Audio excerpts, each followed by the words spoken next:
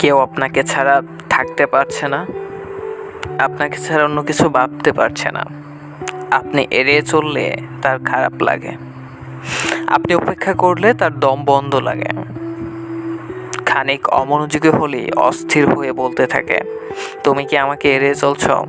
যদি আপনার জীবনে এমন কেউ থাকে তাহলে তাকে গুরুত্ব দিন।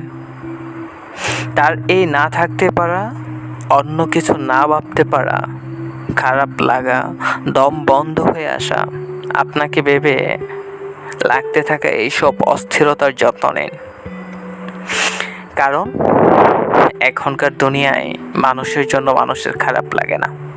সুতরাং আপনার প্রতি যদি কারো এমন অকৃত্রিম অস্থিরতা থাকে, সেটাকে বাঁচিয়ে রাখুন।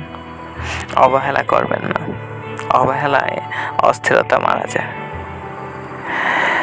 সময়ের চেয়ে শক্তিশালী ইরেজার আর কিছু নেই। মা বাবা হারানোর মতো সুখও একটা সময় ম্লান করে দেয় সময়।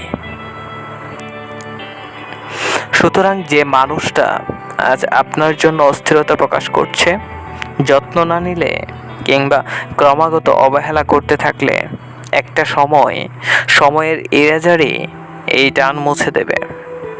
উপেক্ষিত হতে হতে অপেক্ষার আগ্রহ হারিয়ে যাবে। আপনাকে ছাড়া না থাকতে পারা সেই মানুষটা একটা সময় দিব্যি একা থাকতে শিখে যাবে।